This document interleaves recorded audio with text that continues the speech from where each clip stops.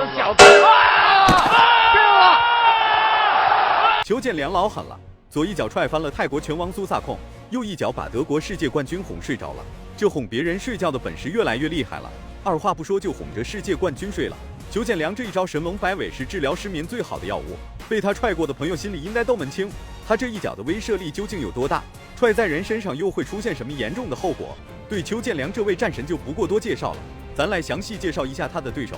苏萨控来自泰国，是擂台上1顶1的技术性选手，能依靠技术完成诸多成就的人可不多，足以证明苏萨控这家伙的技术远大于他的实力。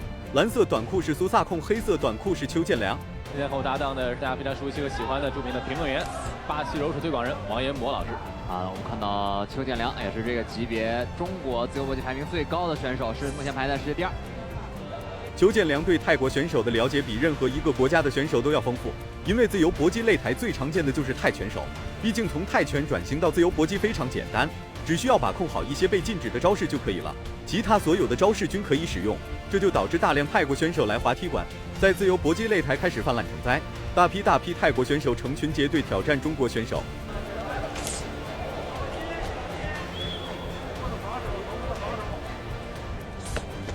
也是中国目前泰拳风格自由搏击漂亮！哇！苏萨控站起来了，刚才的这个膝盖真利索啊，非常的突然。对于苏萨控来说，挑战邱建良算是一个向上攀登的好机会，不过俩人之间的实力悬殊太大，邱建良轻轻松松就把苏萨控读秒了一次。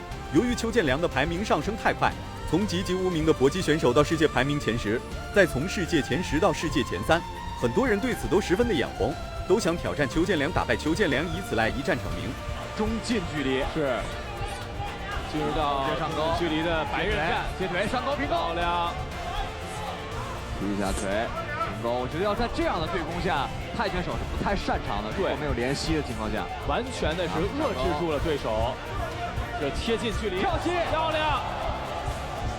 邱建良一直想挑战世界第1，结果世界第1并没有着急应战，没办法的邱建良只能接受一些其他人的挑战来练练手。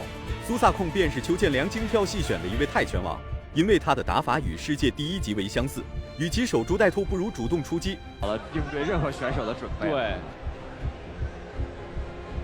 苏萨控在前面的比赛中的表现也是非常不错的，战胜了不少中国选手。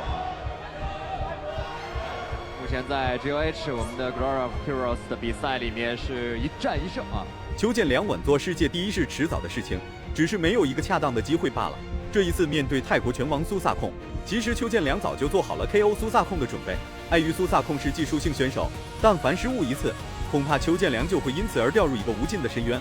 对了，泰拳的这种屈臂防守，对，是从你屈臂的这个空间里钻进去的拳法，这属于扼住了对手的这个脉门的这样一个位置，是让你非常的难受。其实他本人是这个泰拳出身的选手，对，他也是中国这个泰拳，中国式泰拳的这种前面的探索者。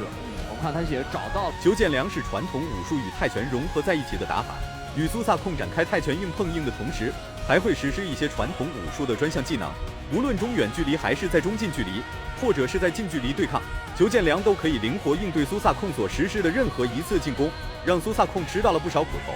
其实苏萨控也是没办法，对付像邱建良这种高智商选手，苏萨控只能硬着头皮和邱建良展开内围对抗。漂亮！左右平勾上高跳膝。苏萨控现在是饿了一口气啊，要跟邱建良争高低。对，推开，再顶，再顶。邱建良平勾，对方后直。苏萨控确实是一位技术性选手，因为他实施进攻的次数并不多，但所实施的每一次进攻全都是以技术为基础的进攻。然而邱建良才是技术性击打的祖师爷，瞅这一套接一套的进攻，完全就是把苏萨控绑在树上往死里打。貌似苏萨控接下来所实施的任何进攻都是邱建良事前安排好的，总能稳稳接住苏萨控的进攻，并对其发起猛烈反攻。这个是在对方倒下的瞬间击的啊！对，这个要求运动员在场上必须有清晰的头脑和急速的判断。上攻，刚才如果不是抱在一起，对方就有可能倒地了。苏萨控有点危险。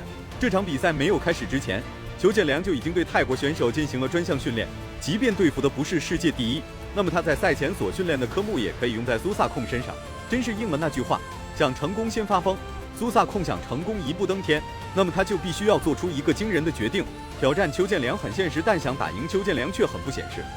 双手固颈是不允许的，搂抱也是不允许的。打佛掌上勾，漂亮。苏萨控的又中了2下。现场的观众朋友们是非常热情的，在为裘建良加油。停息，推开，前刺。被逼急眼的苏萨控什么怪招都实施了出来，这也是没办法的办法。谁让裘建良压得这么紧？苏萨控打出了一个怪招之后，裘建良紧接着就实施了一个360度回旋踢。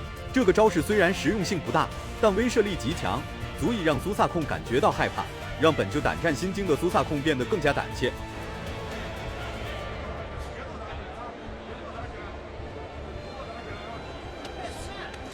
哦，上勾打到了，裘建良刚才中了一个上勾。裘建良还是要把架子抱稳，是这个，在这个放松的同时也要保持警惕。哦，对方上勾也做到了，后直打到了。二话不说，直接一脚踢晕，把这个与世界第一打法极为相似的苏萨控哄睡着了。哄睡觉的本事还真有一手。比赛结果，红方胜，裘建良获胜。接下来是裘建良哄睡着的第2位外国人，他叫肯姆罗宾，来自德国，是一位实打实的拼打型选手。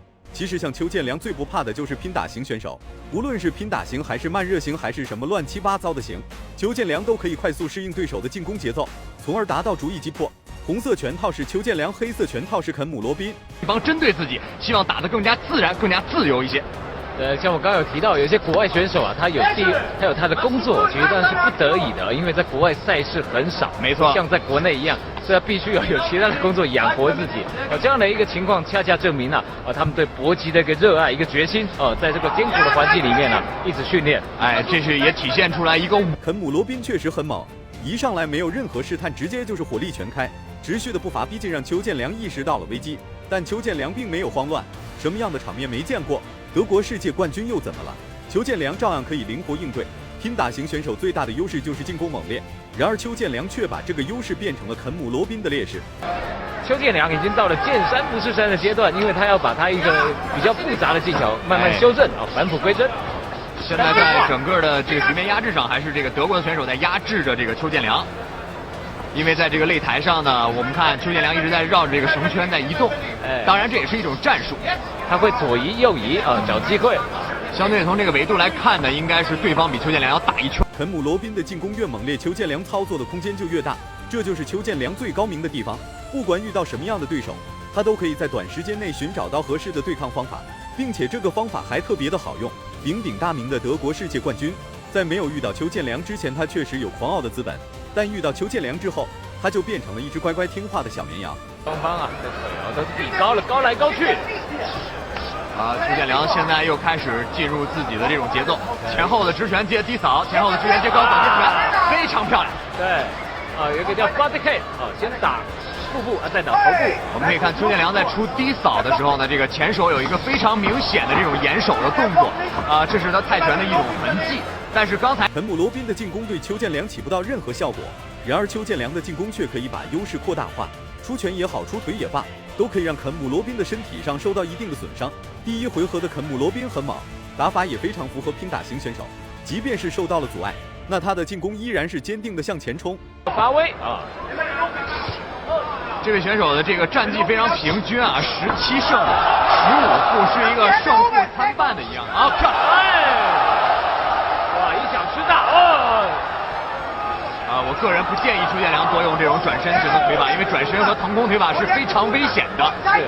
特别是面对像罗宾，我们可以看到裘建良已经打了多组进攻一直保持着自己的这个。慢慢的就会发现，一开始猛打猛冲的肯姆罗宾进攻攻势变弱了，是不能打了，还是忌惮裘建良的防守反击？瞅瞅这密集的组合进攻，这要是换成其他人，或许早就投降了。幸亏德国世界冠军的意志力比较坚定，只要有一口气，他就会坚持下去。想当年闪击波兰的时候是多么的意气风发。但是我们明显可以看到，肯姆罗宾的步伐开始动起来了。而且这一次啊 ，Kim Robin 的一个头部的一个漏洞啊，不见了，找不到了，手落下来了。他刚刚被抓到一次，刚讲完就被抓到。相对来说，邱建良更敢出动作，而罗宾打得更稳一点。作为坦克的邱建良，在肯姆罗宾的实力就在这摆着呢，并不会遇强则强。然而邱建良则是实力不降，遇强则强。不管对手有多么厉害，邱建良都会快速适应比赛节奏，超出对手。邱建良，我个人建议你不要做太多的耍宝动作，因为在转身、旋风、横空这3种动作里面呢，你在实施动作的同时，你是没有办法看到对手，并且很容易被对方针对。对，等到对手没有站立的时候再来这完，就等裁判来这个高手。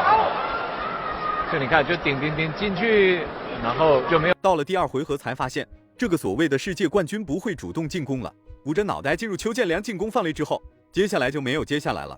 静静等待邱建良的进攻打过来，这是什么魔幻操作？与此同时，邱建良并不会因为这个而停止手中的进攻，只会越打越来劲。宾呢就是有点比较耍宝，近身了之后，但是没有攻击。一方面，罗宾在这个身高臂长上比邱建良高呢，邱建良打进去以后呢，对罗宾就不利了。对他只是把自己送过去啊，给这个邱建良打。如果是如果说在割这个肯姆罗宾的肉一样。是小刺刀啊，刺进身体里面了啊，不是只有割表皮哦。哎，没错，伤到了内脏啊。肯姆罗宾的疲态尽显，体能和精神状态都已经透支到了最底部，身体的各个部位也已经到了极限。不过他还是选择捂着脑袋向前冲，打死都不投降。这种意志力是非常值得歌颂的，但无谓的坚持只会让肯姆罗宾的身体损伤更加严重。这个太可惜了，高手都被这个邱建良躲掉了。肯姆罗宾到目前为止，如果还要保证这个限制频率，非常好，非常漂亮的动作，用脚跟邱建良又哄睡着了一个，看看他睡得多香，就知道邱建良这一脚的威慑力究竟有多大。外国人睡得越香，邱建良踢的力度就越狠，看上去是把外国人哄睡了，其实他已经死了有一会儿。如果满分是100分的话，你会给邱建良打几分？